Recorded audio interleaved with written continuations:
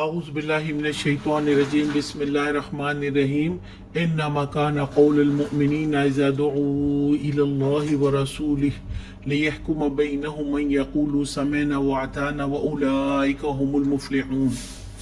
ایمان لانے والوں کا کام تو یہ ہے کہ جب وہ اللہ اور رسول کی طرف بلائے جائیں تاکہ رسول ان کے مقدمے کا فیصلہ کریں تو وہ کہیں کہ ہم نے سنا اور اطاعت کی، ایسے ہی لوگ فلاح پانے والے ہیں۔